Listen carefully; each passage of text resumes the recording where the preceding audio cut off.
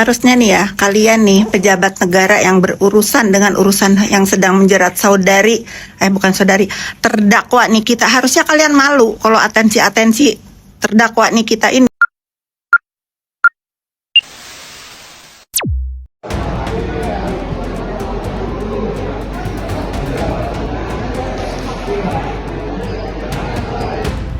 Emosikan pendukung-pendukung si terdakwa Nikita ini. Aku tidak akan berhenti bersuara untuk keadilan, baik itu di dalam lapas, baik itu sebelum sidang, baik itu sikap terdakwa dalam menjalankan persidangan ini. Sikap tidak santun, sikap sok sikap sok jago masih diperlihatkan oleh si terdakwa ini walaupun dia dalam keadaan tersekarat, duduk di kursi persakitan. Nah, ini aku himbau dia kepada pihak-pihak terkait, kenapa bisa dibiarkan terdakwa Nikita megang handphone sebelum persidangan. Nih, ini akan menjadi contoh buat masyarakat semua yang sedang mengalami nasib sama sebagai pesakitan seperti terdakwa Nikita. Jangan tebang pilih, kalau boleh pegang handphone kasih semua ya, nggak usah ada nggak usah ada perbedaan perlakuan nih, kemenang dong. Kan kata si terdakwa, santai dong kalau dia bisa ketak-ketik seenaknya, kita juga sebagai orang-orang yang gedek ya sama dia ya bisa juga berkata seenaknya. Bedanya kita tidak dibatasi untuk live. Kalau dia kan nggak bisa live, bisa ketak-ketik gitu ya. Sudah, pokoknya netizen, aku tidak ada tedeng aling-aling lagi sekarang untuk bersuara, membuka mata kalian untuk tidak menormalisasi perbuatan bullying apapun, khususnya yang dilakukan oleh seorang terdakwa Nikita Mirzani ya.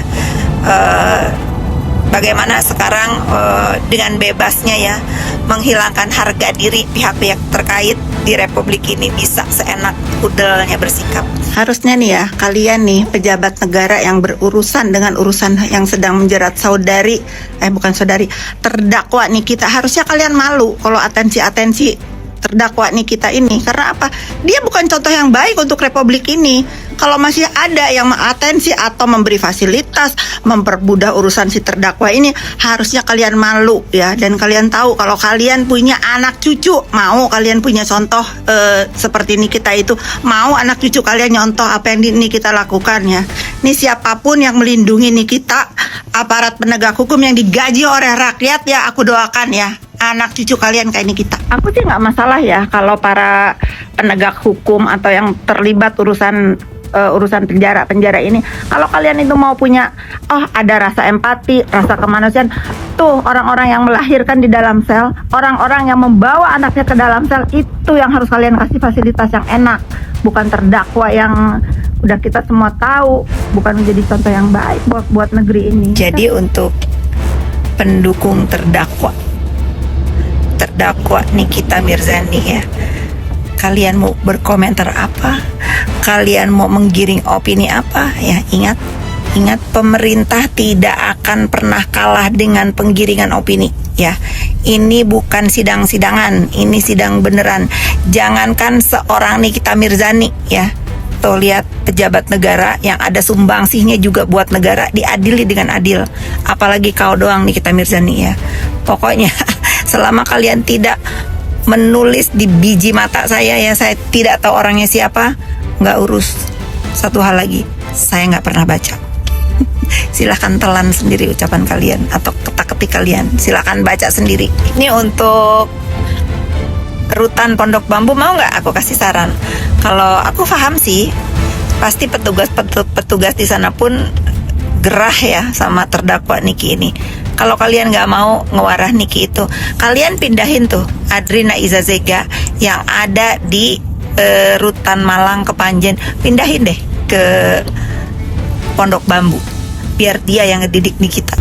Kalau kalian bingung, kok tahu saya situasi perlakuan si terdakwa Niki ini di dalam tahanan. Ya kalau di dalam tahanan mah ya sudahlah, kalau mau ditutupin silahkan aja ya, rutan Pondok Bambu tutupilah, tapi khusus yang menyolok mata di sebelum sidang itu harus jadi perhatian ya. Ya saya tahu karena salah satu tahanan di sana yang bernama Senen Christina Lumenta itu telepon saya. Jangan tanya kok tahu nomor telepon saya, tanyakan sama dia tahu dari mana ya. Gitu. Tapi ini dilindungi ya, saudara Senen ini jangan sampai diapa-apain nih untuk pihak terkait ya. Sampai tadi malam salah satu teman saya menceritakan bahwa ayah saudari Senen ini memohon bantuan untuk saudara Senen ini dipindahkan tahanannya dari rutan Pondok Bambu, entah dipindahin kemana. Karena apa? Karena udah nggak tahan di abuse sama terdakwa Nikita. Itu informasinya, silahkan cross check. Kalau ada yang bilang aku selalu bikin hashtag stop bullying, iya stop bullying ya. Kalau aku ikut-ikutan membalas ya orang-orang yang menjadi buzzernya si terdakwa ini yang ngebully aku balas misalnya dengan bully juga, itu aku tidak mencontohkan ke kalian. Aku sekarang mirroring si terdakwa Nikita ini karena dia tidak berhenti untuk seolah-olah dia menjadi orang yang paling ditakutin, yang paling didengar suaranya. Nggak bisa ya. Kalau kalian bisa lihat ya, beberapa yang tadinya buzzer ikut-ikutan menghina aku, mereka pada tobat. Contohnya siapa? Kim. Akhirnya apa? Mengerti bahwa apa yang dilakukan itu salah. Siapa lagi? Yolo misalnya.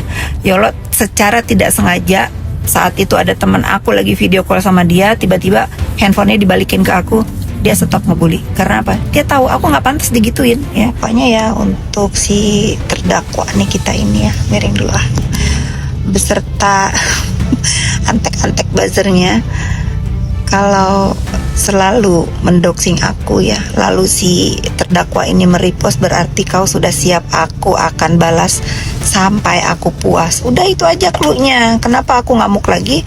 Ya karena dia attack anak aku gitu. Udah tahu kan kalau sekarang urusannya dia ngebully aku aja, aku nggak berhenti mulut aku. Apalagi kalau sampai anak aku ya dibawa-bawa lagi.